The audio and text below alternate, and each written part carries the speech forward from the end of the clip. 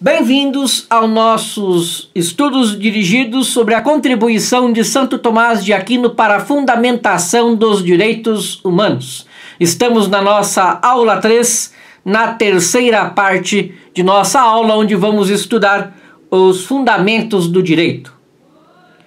Ao tratar do fundamento do direito, distinguimos o direito em geral e os direitos concretos. Os direitos concretos têm seu fundamento em leis concretas, que podem ser justas em consonância com a lei natural e com a lei eterna, ou injustas em caso contrário. Tal fundamento é chamado título legal, fato contingente em virtude do qual determinado direito toca a esta ou aquela pessoa. Uma escritura de propriedade, uma apólice de seguro, um título de dívida pública, etc. Tal direito concreto será justo ou injusto conforme seja justa ou injusta a lei que o fundamenta. Mas candente é a questão do direito em geral. Qual o princípio supremo de que decorre? Qual a causa eficiente do direito como tal? Algumas teorias têm procurado responder à pergunta. Passemo-las em breve revista. Primeiro, os empiristas fundamentam o direito na necessidade, na força e nas leis da sociedade civil. Dizem eles, na necessidade. Toda necessidade daria origem a um direito. Quem necessita de comer, por exemplo, teria o direito de roubar, se o julgasse necessário. Na força, que é a teoria de todos os totalitaristas ou ditadores, para os quais a vontade do governante é a fonte de qualquer direito ou dever, que não haveria suporte mais profundo para o direito do que os ditames do soberano. Nas leis da sociedade civil, dizem os empiristas, Émile Durkheim concebia a sociedade civil como uma realidade independente das consciências individuais, à semelhança dos fenômenos físicos, que são realmente independentes das consciências individuais. Da sociedade civil, assim personificada, emanariam todos os direitos. Ora, estas teorias são inaceitáveis. Com efeito, a necessidade não pode fundamentar direito algum, pois os homens têm necessidades diversas e até contrárias entre si. Como então conciliá-las? Seria preciso recorrer à força como fundamento do direito, que é falso, como vimos. A força não pode servir de base ao direito. Como já foi dito, o direito é um valor de ordem moral, ao passo que a força física é de índole material. Trata-se de elementos heterogêneos. A sociedade não é fonte de direitos, porque na verdade ela não é independente dos seus membros constitutivos, é antes o produto das consciências individuais, por vezes manipuladas, influenciadas, etc., mas sempre sujeito de um determinado modo de pensar e viver, ademais anterior à sociedade civil e à família, que já supõe um sistema de direitos. A própria sociedade civil só pode exigir algo dos seus membros apoiando-se em valores objetivos ou no direito. Ela, portanto, supõe o direito e não o cria. Vemos também, além dos empiristas, os racionalistas. Então vamos para Kant. O direito se baseia na dignidade da pessoa humana, dignidade que se exprime na e pela liberdade moral.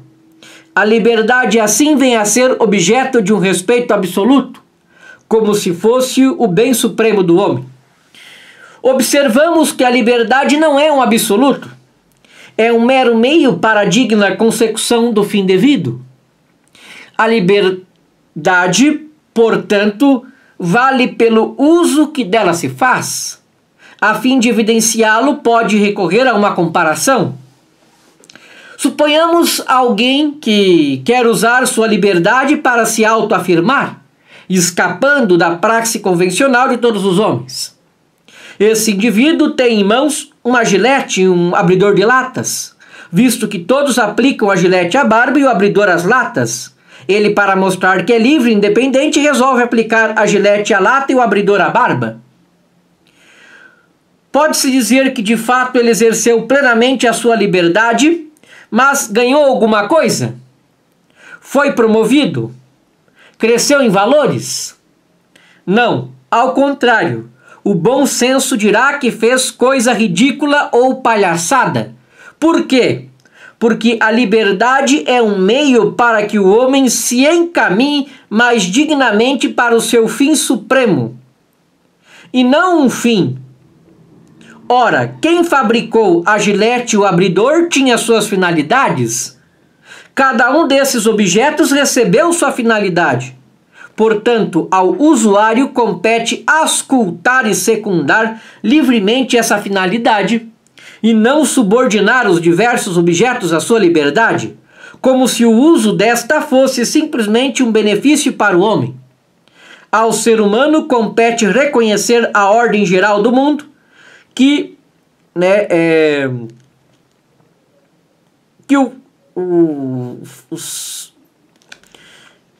o faz entrar livremente no concerto desta ordem. Ordene a liberdade e a obtenção de um bem maior.